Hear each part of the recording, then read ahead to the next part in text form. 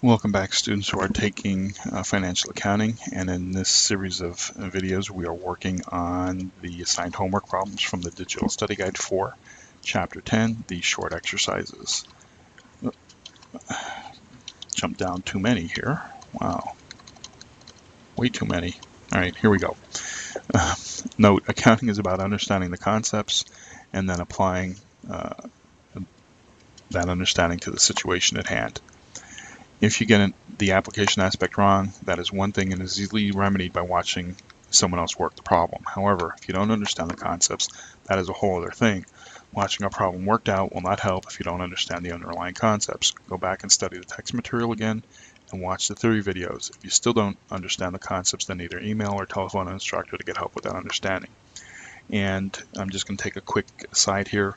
Just like in the beginning of the last video on the short exercises, I had said that as far as stock is concerned, it helps. The more problems that you do, the better your understanding of the concepts come. You can explain the concepts, and yeah, you have to understand it. But the issue here is, especially with like stock, the application aspect is constantly changing. It's very rarely the same exact thing. So you always have this new situation.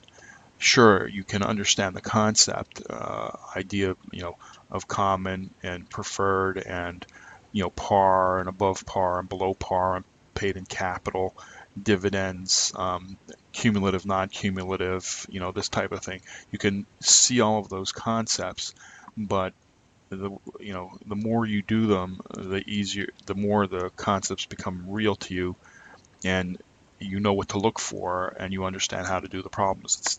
Just reading over the concepts and then thinking you've got it, you're not going to get it, or you're going to be making mistakes. You have to be doing the problems in order to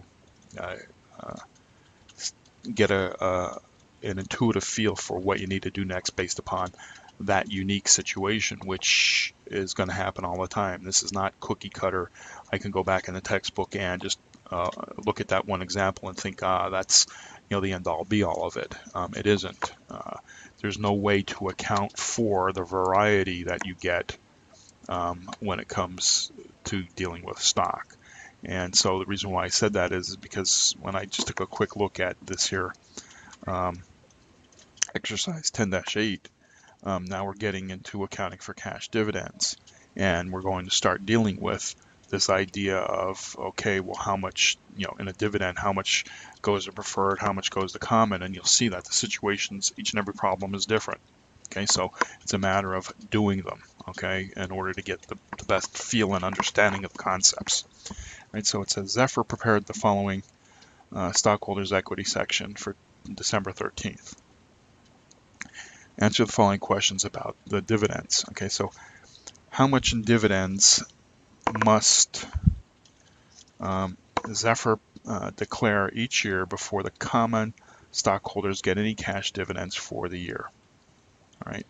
So if you go back to the theory videos and you watch those, I had explained that when we have our two classes of stock, preferred and common, preferred always gets first preference. Okay. So, but how the definition of what preferred gets can vary greatly. Okay, and once it can vary greatly, and we have to take into consideration whether it's cumulative or non-cumulative. And anything that's left over then goes over to common. Common stock is relatively simple. It's whatever amount of dividends you have, and you divide it by the number of shares.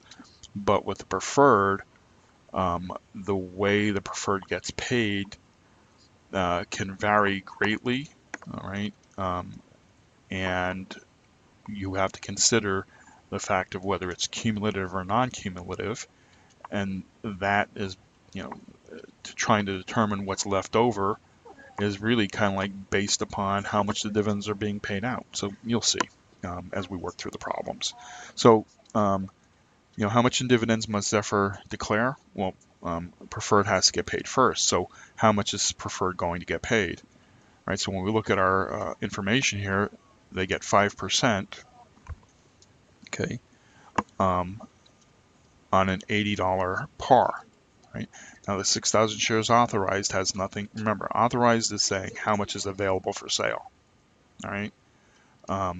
It doesn't come into play, um, uh, you know, until you need to get more than 6,000 shares. But for all intents and purposes, you don't pay too much attention to shares authorized, right? Now, what is important is what's been issued and outstanding, and that's 1,000 shares. Okay, so if there's 1,000 shares that have been issued, and it's at an $80 par value, okay, and they get paid 5%, right?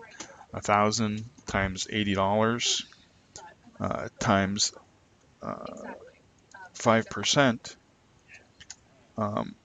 is $4,000, right? 1,000 times 80 is equal to 80,000 times 5% is $4,000. So whenever there's a dividend being paid, preferred gets the first $4,000 and then the remainder goes to common stock. All right. Now number 2, suppose Zephyr declares dividends of $22,000 for 2014. How much of the dividends goes to preferred and how much goes to common?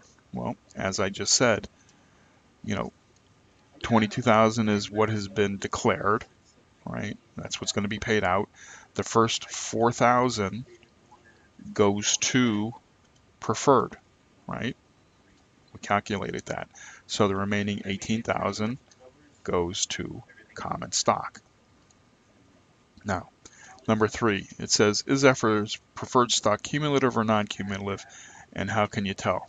And this is something that I don't believe, I didn't reread the textbook, right down to the last word. But I don't believe it tells you that when you're not told whether, when you're not, I'm not going to put this, you have cumulative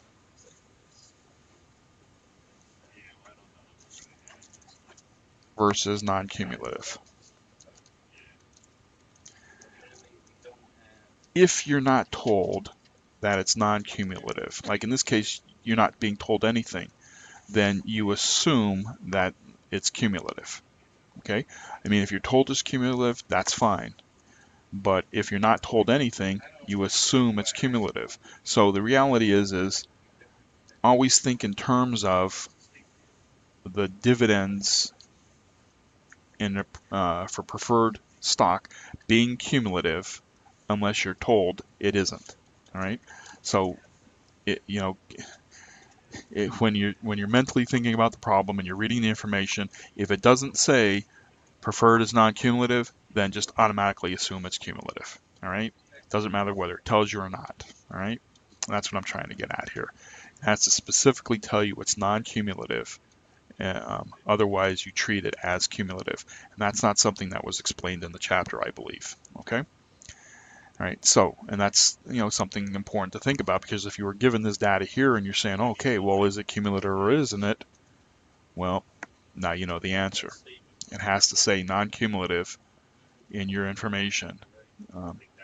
Otherwise, treat it as cumulative. All right, so suppose Zephyr passed the preferred dividends so they passed the preferred dividend in 2015, 2016, and in 2017 they declare 19,000. So in 2015,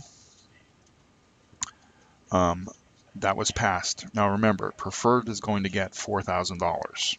Okay, so in 2015 they didn't get anything because there was no dividend. In 2016 they didn't get anything because there was no dividend. And then in 2017, right, there is a $19,000 dividend going to be paid, right? Well, preferred has to be taken care of first, right? So since this is cumulative, because we weren't, it doesn't tell us it's not cumulative, in 2015, they were owed $4,000 and they didn't get it. In 2016, they were owed $4,000 and they didn't get it. So at that point in time, it's $8,000, right? That's owed to preferred. Now in 2017, they're owed an additional $4,000, right? So for 2017, preferred is owed $12,000. Okay, so now let me erase this and change it to blue. So when a dividend of $19,000 is being declared, preferred gets the first $12,000 of it. Okay, so preferred is going to get $12,000, and the remainder is what's going to go to common, or $7,000. Okay, so how much of the dividends goes to preferred, how much goes to common? So that's how that's worked out. That's this idea of cumulative. Okay, and again, to sit here and I mean, this is sort of a template. Like I said, you have to work these problems, but it all depends upon the situation. It's the same thinking process, but you have to pay attention to the different variables. Okay, it's not always this. This is a simplistic one, to be honest with you. All you're doing is just saying, I'm adding this up and adding this up and adding this up. But you can get very complicated in that the parameters of what preferred gets can change. And if depending upon how much was paid in dividends, and being in arrears for preferred can change. Okay. There's even situations where it says, well, preferred gets this amount of the dividend first, then this amount goes to common, and then preferred gets this amount, and then the remainder goes back to common. I mean, it's just, you have to read the terms and of how much gets paid to preferred and the structure of the payment of that dividend. And like I said, you look at this and you can say, okay, this is my example, but it's only an example of the thought process. It's not an example to be able to figure out every problem that you're going to come across, because everyone is going to be unique. All right, so let's see here. I'm at 12 minutes. Accounting for stock dividends. I think I can cover this in this video too, without making it too long. Right. So accounting for stock dividends. Ocean Reality has 110,000 shares at $2 par common outstanding, and they declare a 10% stock dividend when the market value of the stock is $8 per share. Okay. Journalize Ocean Reality's declaration and distribution of the stock dividend on May 31st. And what is the overall effect of the stock dividend on the total assets on stockholders' equity? Okay, so we're paying a dividend, so we know we're going to debit retained earnings. Okay, we don't know how much because we have to, figure it out. All right.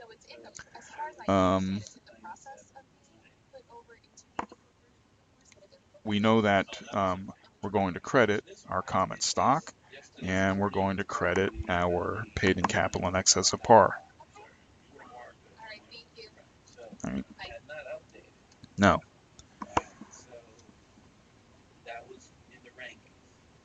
what is our par value? Well, we have 110,000 shares at $2 per share.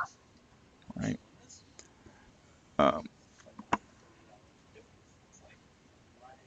Okay, before I go there, remember this is a stock dividend.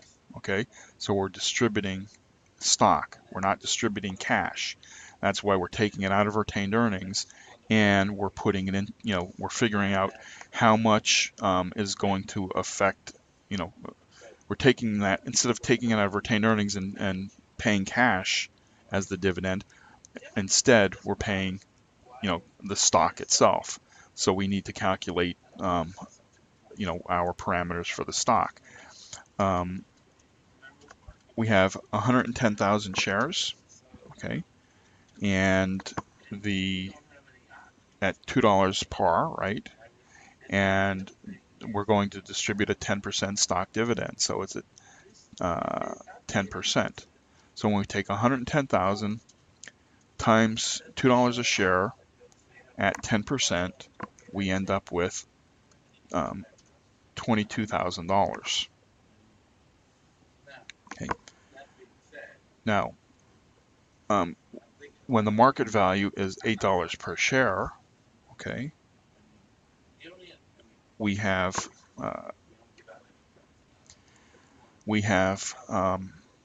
okay, 110,000. Let me do it down here instead, and I'm going to do it in blue. We have 110,000 shares, right? And it's at $8 per share, okay? And it's at 10%, right? And so 110,000 times $8 times 10% is $88,000. That is how much is going to be our retained earnings, okay?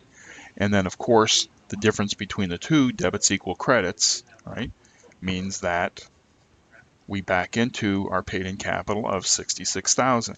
And remember from the previous videos, my explanation of it's just a lot easier for you to be, when you know, 2 out of the 3, it's easier just to back into the third one, especially when it deals with paid-in capital in excess of par. That's generally the easiest way of going about and figuring out how to do the paid-in capital, right? So for this, just to quickly recap this, right? It says journalize the declaration and distribution of the stock dividend on May 31st, all right? So we know we're taking money out of retained earnings, and we know we're going to create an addition to our stock versus cash. Well, in figuring out how much common stock is going to be distributed, it's the 110,000 shares at $2 a share, and 10% is going to be the stock dividend, or 22,000. But the market value was $8, right? So we have to figure out, how much, if that was going to be a cash dividend, right? How much is it that we're going to take out of cash? How much is going to be paid in cash? But instead, we're paying it in stock instead. So we still take the 110,000, but we use the $8 per share because that's the price of the shares at 10% for the dividend, and we know that we're going to have 88,000 coming out of retained earnings. Now that 88,000, if this was a cash dividend, that would go to cash, right? But because it's going to stock, all right, and our stock value was only the 22,000, then we have this additional paid-in capital, which is the difference between the two, over and above the value of the common stock. That is part of the stock dividend, and that's how we back into the paid-in capital.